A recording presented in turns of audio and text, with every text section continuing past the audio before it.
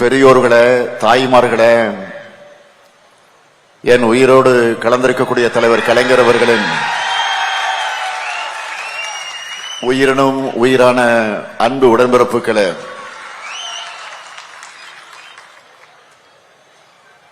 புரட்சி கவிஞர் பாவேந்தர் உள்ளிட்ட திராவிட இயக்கத்தோட தீரமிகு வீரர்கள் வாழ்ந்த புதுச்சேரிக்கு நான் வந்திருக்கிறேன். சகோதர மாநிலமான புதுச்சேரியினுடைய பொது வளர்ச்சிக்காக உங்க ஆதரவை கேட்டு வந்திருக்கிறேன்.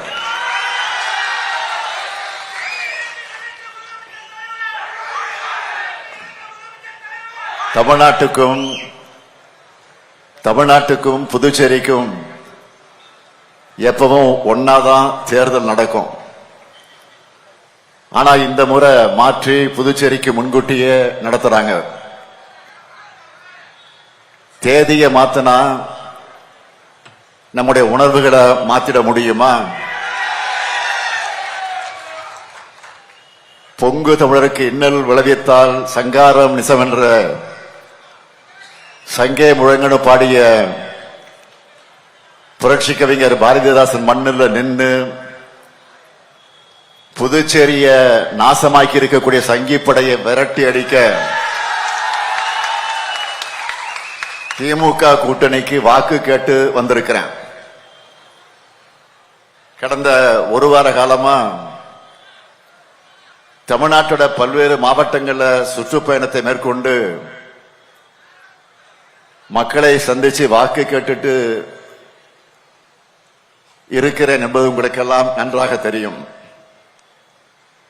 தமிழ்நாட்டு மக்களுடைய ஒட்டுமொத்த உணர்வு என்பது மீண்டும் திராவிட மாடல் அமையணும், அதைத்தான் விரும்புறாங்க.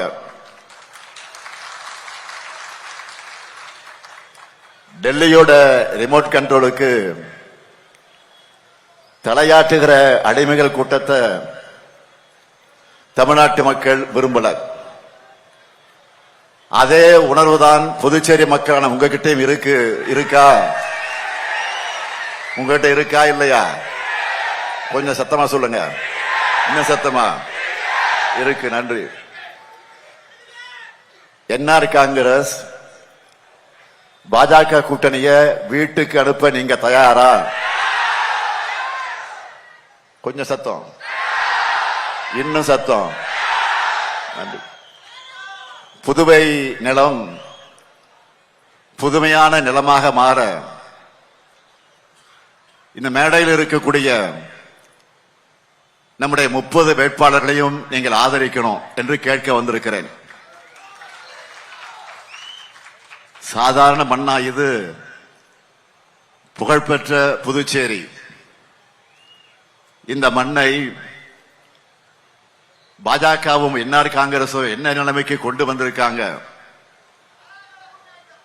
எப்படிப்பட்ட தலைவர்களை கொடுத்த மண் இது? புதுச்சேரி விடுதலைக்கு வித்திட்ட மக்கள் தலைவர் பா சுப்பையா,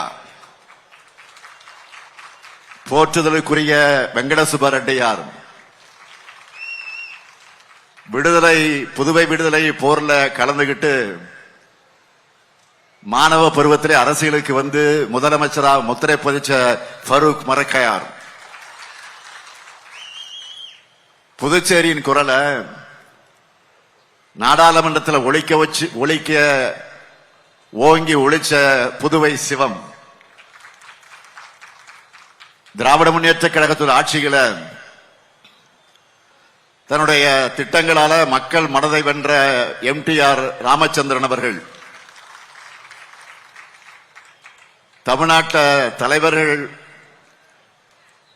தமிழ்நாட்டில் இருக்கக்கூடிய தலைவர் கலைஞர் உருவாக்கின உழவர் சந்தைகளை புதுச்சேரிக்கும் கொண்டு வந்த ஆர்வி ஜானகிராமன், நேர்மைக்கு இலக்கணமாக திகழ்ந்த தலைவர் ப சண்முகம், புதுச்சேரி இளைஞர்களுக்கு வேலைவாய்ப்புகளை உருவாக்கின ப கண்ணன் வைத்திலிங்கம்னு இங்கே தோன்றிய மாண்புமிக்க அரசியல் தலைவர்கள் ஏராளம். ஆனா இன்றைக்கு பாரதிய ஜனதா கட்சி அரசியல் மாண்புகளை குழிதோண்டி புதைச்சிட்டு இருக்கு. இவங்க பண்ணக்கூடிய அட்ராசிட்டிகளால புதுச்சேரி மண் தன்னுடைய பாரம்பரிய பெருமைகளை இழந்துட்டு இருக்கு. இதை சரி செய்யத்தான் நம்முடைய திராவிட ஆழ்வார் அன்புக்குரிய ஜெகத்ரட்சகன் அவர்களை நான் அனுப்பி வைத்தேன் தலைமை கழகத்தின் சார்பில். அவரும் புதுச்சேரியை வளர்த்தெடுக்க தேவையான வளர்ச்சி அரசியலை பேசி கடுமையா உழைச்சு என்ஆர் காங்கிரஸ் பாஜக கொட்டத்தை அடக்கிற வகையில ஒரு கூட்டணியை உருவாக்கினார். புதுச்சேரியை அழிவிலிருந்து காக்க, புதுச்சேரியை வளர்க்க நமது கூட்டணிக்கு வாக்களிங்கன்னு அன்போடும் உரிமையோடும் நான் கேட்கிறேன். வெற்றி உறுதியா? சத்தம் போதாது, இன்னும் சத்தம்.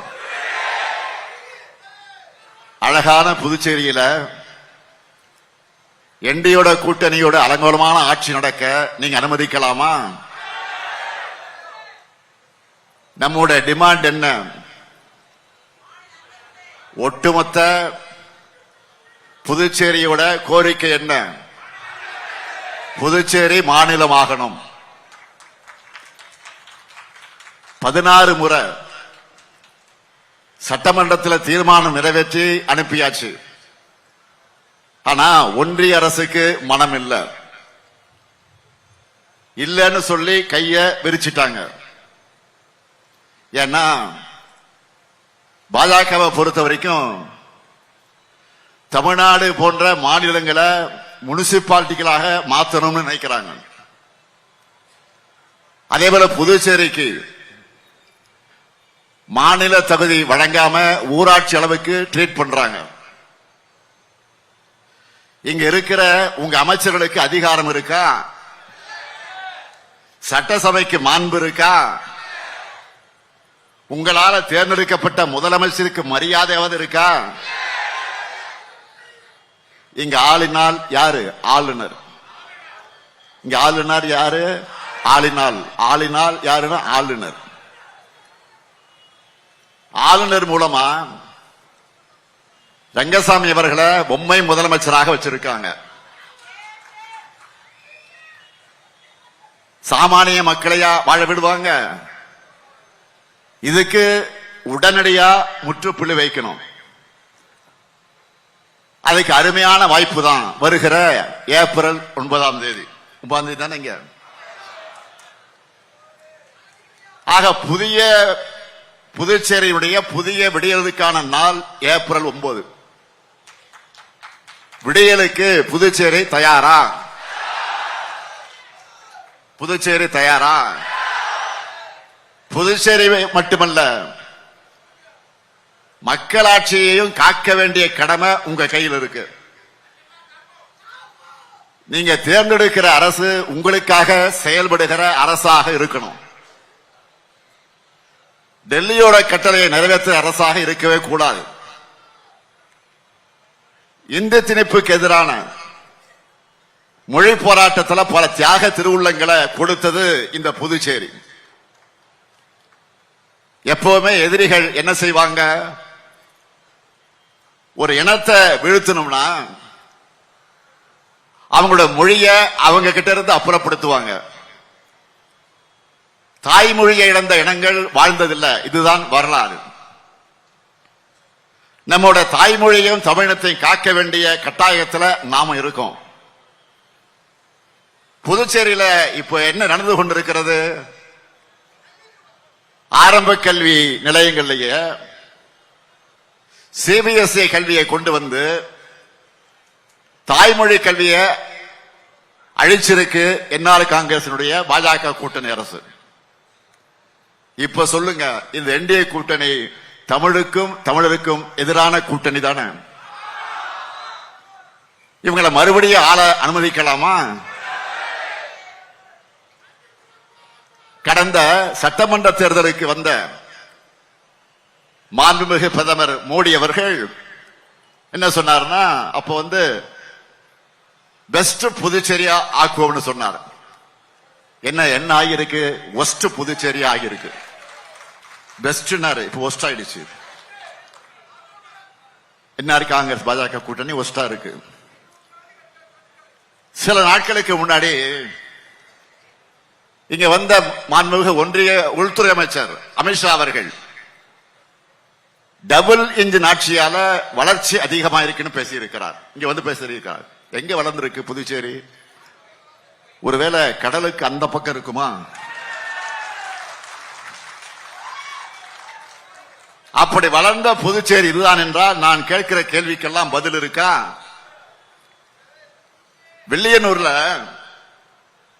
ஒரு அமைச்சருக்கு சொந்தமான குடோன்ல இருந்து சட்டவிரோதமா பல கோடி ரூபாய் மதிப்புள்ள சந்தன எண்ணெய் பதுக்கி வச்சிருந்து கண்டுபிடிக்கப்பட்டுச்சு. பதுக்கல்காரர்களுடைய புகலிடமா புதுச்சேரியை உருவாக்கினதுதான் என்ஆர் காங்கிரஸ் பாஜகவோட வளர்ச்சியா?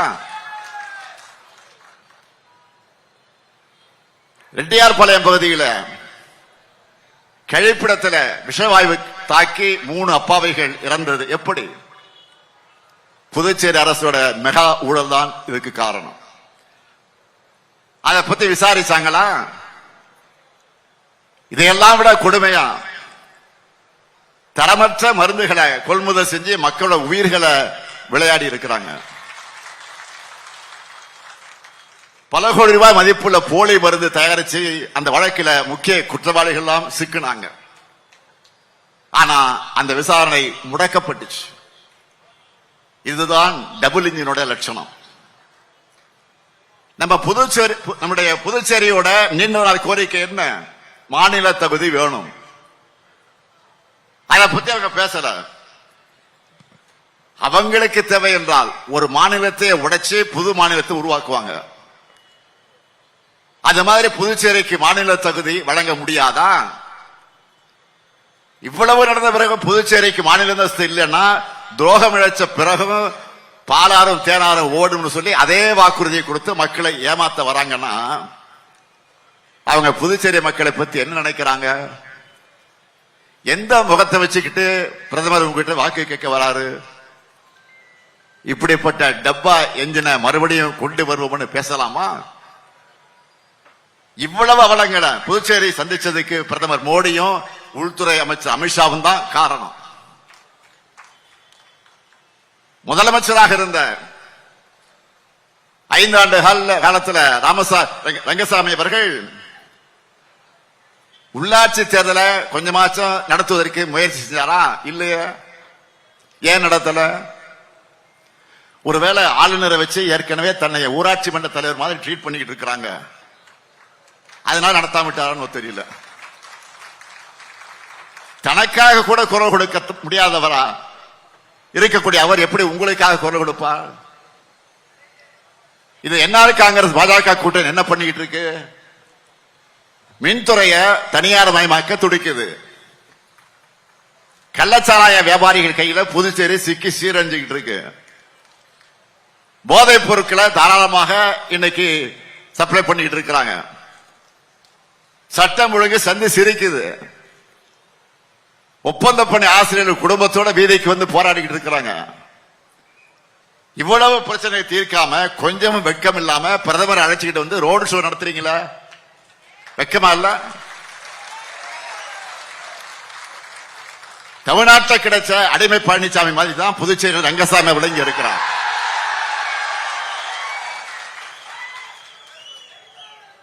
தன்னுடைய அரசு பத்தி ரங்கசாமி அவர்களே கொடுத்த ஓபன் ஸ்டேட்மெண்ட் என்ன தெரியுமா? கடந்த பிப்ரவரி மாசம் புதுச்சேரி சட்டமன்ற கூட்டத்தொடர்ல அவர் என்ன சொன்னார்? அதிகாரமே இல்லாத அரசு இது, தேர்தலில் போட்டியிடுறது அர்த்தமே இல்லைன்னு தன் வாயால விரக்தி அடைஞ்ச ஒப்புதல் வாக்குமூலம் கொடுத்தாரா இல்லையா? இன்னொரு விஷயத்தை நீங்க நல்லா கவனிக்கணும். இந்தியா கூட்டணியை விமர்சிச்சு பேசிட்டு இருந்த ரங்கசாமி அவர்கள் இப்ப தன்னுடைய முதுக பார்க்கிறாரா? இங்க புதுசா ஒரு கட்சியை என்டிஏ கூட்டணியில சேர்த்தா கூட்டணியை விட்டு வெளியேறிடுவேன்னு சொன்ன ரங்கசாமி அவர்கள் 24 மணி நேரத்தில் தன்னுடைய முடிவை மாத்திக்கிட்டார். இதுக்கான கட்டாயம் ஏற்பட்டது எப்படி? இதுதான் அடிமை மனோபாவம். இந்த லட்சணத்துல இந்தியா கூட்டணியை விமர்சிக்கிறார். தனி மனிதர்கள் வீக் ஆயிடுவாங்க, கருத்தியல் தான் இன்றைக்கு ஸ்ட்ராங்கா நிலைச்சு நிற்கும். முதலமைச்சர் ரங்கசாமி அவர்கள் இன்னைக்கு பொறுப்பில் இருக்கிறார். அவர் பார்த்து நான் கேட்பதெல்லாம், ரங்கசாமி அவர்களை பீகார்ல நிதிஷ்குமார் அவர்களை நினைச்சு பாருங்க. அவருடைய நிலை உங்களுக்கு வராதுன்னு என்ன நிச்சயம்? ஒண்ணுமில்ல. ஒரு பிளாஷ்பேக்ல கடந்த சட்டமன்ற தேர்தல் எண்ணி பாருங்க. கடந்த சட்டமன்ற தேர்தலில் புதுச்சேரியில 30 எம்எல்ஏ எலெக்ஷன் ரிசல்ட் வந்து அந்த எம்எல்ஏக்கள் பொறுப்பேற்பதற்கு முன்னாடியே 3 நியமன எம்எல்ஏக்களை ஒன்றிய பாஜக அரசு நியமிச்சது. இவங்களோட சேர்த்து எவ்வளவு 33 எம்எல்ஏக்கள் ஆக்கி நீங்க எல்லாரும் போட்ட வாக்குகளை எல்லாம் அவமானப்படுத்தின மாதிரி பாஜக செஞ்சிச்சு. அப்பவே கொல்லைப்புறம் வழியாக ஆட்சியை பிடிக்க நினைச்சவங்க அவங்க. பாஜகவுக்கு தெரிஞ்ச இந்த ரூட்ல ரங்கசாமி அவர்களை எப்படி கவிழ்க்கலாம்னு தான் பாஜக சிந்திச்சுட்டு இருக்கு. இது ரங்கசாமி அவர்களுக்கும் தெரியும். அப்புறம் சாமானியப்பட்டு வர அவரு எவ்வளவு நாள் சர்வீஸ், பதவிக்காக எப்படியெல்லாம் மாறி மாறி போவாரு அவருக்கும் தெரியும். அதனாலதான் தன்னுடைய அரசு அதிகாரமே இல்லாத அரசுன்னு ஓபன் ஸ்டேட்மெண்ட் கொடுத்தாரு. இந்த லட்சணத்துல ஒன்றிய அரசோட கூட்டணி வச்சு புதுச்சேரிக்கு எல்லாம் கிடைக்கணும் பிரச்சாரம் செய்யறாங்க. முதலமைச்சர் ரங்கசாமி அவர்களை மனசுல கைய வச்சு சொல்லுங்க, நீங்க கேட்டதெல்லாம் ஒன்றிய அரசு செஞ்சுச்சா?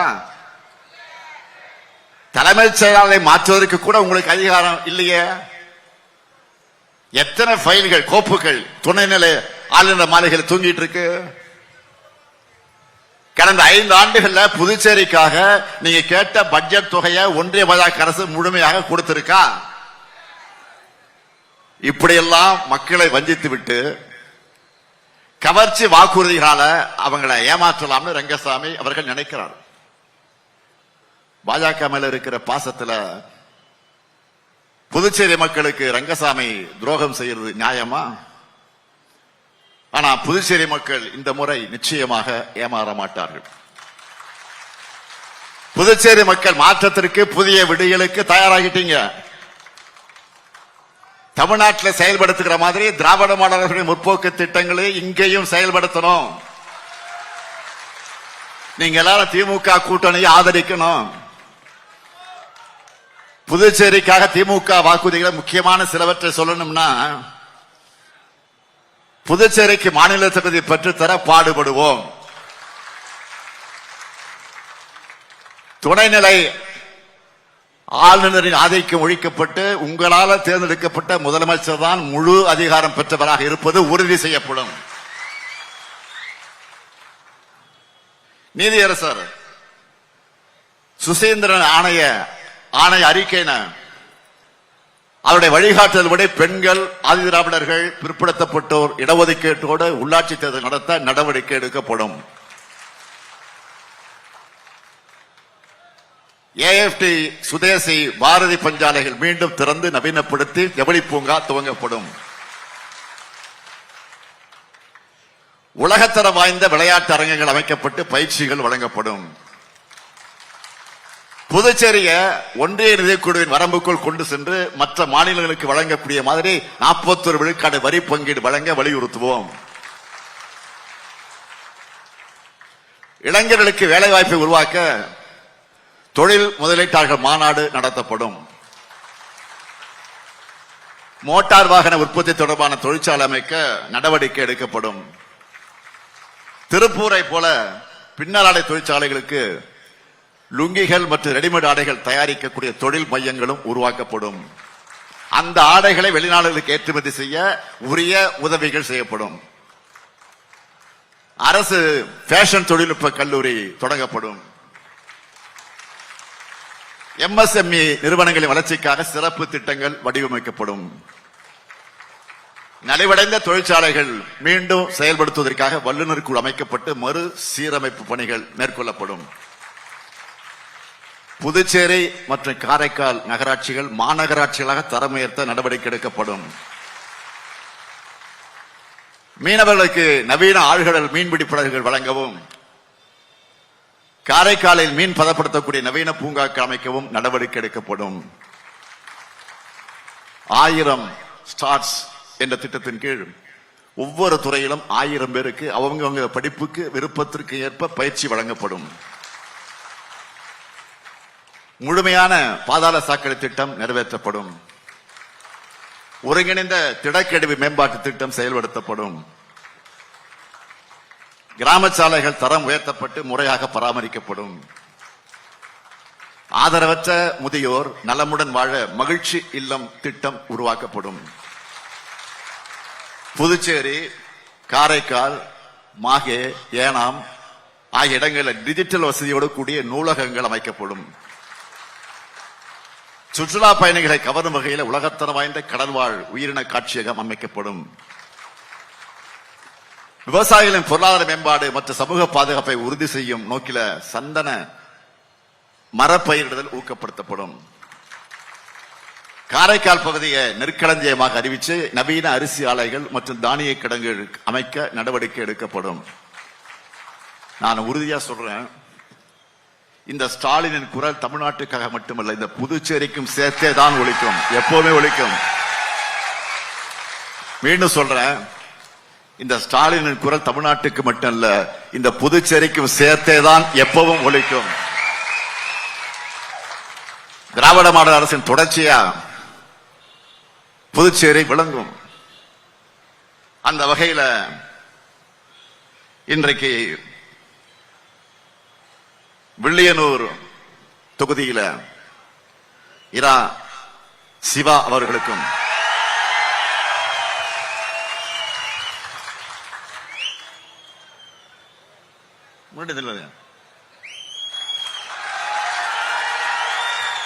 மங்களம் தொகுதியில SS ரங்கன் அவர்களுக்கும், திருபுவனை தொகுதியில P அங்காளன் அவர்களுக்கும், பாகூர் தொகுதியில RR செந்தில்குமார் அவர்களுக்கும், முதலியார்பேட்டையில தொகுதியில V சம்பத் அவர்களுக்கும், உப்பளம் தொகுதியில அனிபால் கென்னடி அவர்களுக்கும், உருளையன்பேட்டை தொகுதியில S கோபால் அவர்களுக்கும், நெல்லைத்தோப்பு தொகுதியில வே கார்த்திகேயன் அவர்களுக்கும், ராஜ்பவன் தொகுதியில விக்னேஷ் கண்ணன் அவர்களுக்கும், காலாப்பட்டு தொகுதியில A செந்தில் அவர்களுக்கும், கதிர்காமம் தொகுதியில ப வடிவேல் அவர்களுக்கும், காரைக்கால் தெற்கு தொகுதியில AMH நாசிம் அவர்களுக்கும், நிறவை திருமலராயன் பட்டம் தொகுதியில M நாகராஜ தியாகராஜன் அவர்களுக்கும், உதயசூரன் சின்னத்தில் உங்களுடைய பொன்னான வாக்குகள் அளிக்கணும். அதேபோல் மண்ணாடிப்பட்டு தொகுதியில TPR செல்வம் அவர்களுக்கும், உசூடு தொகுதியில கார்த்திகேயன் அவர்களுக்கும், இந்திரா நகர் தொகுதியில ராஜாகுமார் அவர்களுக்கும்,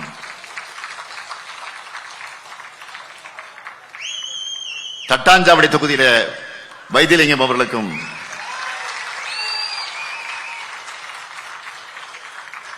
காமராஜ் நகர் தொகுதியில தேவதாஸ் அவர்களுக்கும், லாஸ்பேட்டை தொகுதியில வைத்தியநாதன் அவர்களுக்கும், முத்தியால்பேட்டை தொகுதியில ராஜேந்திரன் அவர்களுக்கும், அரியாங்குப்பம் தொகுதியில விஜயலட்சுமி அவர்களுக்கும், மணவெளி தொகுதியில அனந்தராமன் அவர்களுக்கும், ஏம்பலம் தொகுதியில கந்தசாமி அவர்களுக்கும், நெட்டப்பாக்கம் தொகுதியில அன்பரசன் அவர்களுக்கும், நெடுங்காடு தொகுதியில தினேஷ்குமார் அவர்களுக்கும், திருநள்ளாறு தொகுதியில கமலக்கண்ணன் அவர்களுக்கும், காரைக்கால் வடக்கு தொகுதியில ரஞ்சித் அவர்களுக்கும், மாஹே தொகுதியில ரமேஷ் பரம்பத் அவர்களுக்கும், ஏனாம் தொகுதியில கொல்லப்பள்ளி ஸ்ரீனிவாஸ் அசோக் அவர்களுக்கும் நீங்கள்லாம் கை சின்னத்தில் உங்களுடைய பொன்னான வாக்குகள் அளிக்க வேண்டும் என்று அன்போடும் உரிமையோடும் கேட்கிறேன். அதேபோல் உழவர்கரை தொகுதியில செல்வ புஷ்பநாத் அவர்களுக்கு கரும்பலகை சின்னத்தில் உங்களுடைய பொன்னான வாக்குகளை அளிக்க வேண்டும் என்று அன்போடும் பண்போடும் கேட்கிறேன்.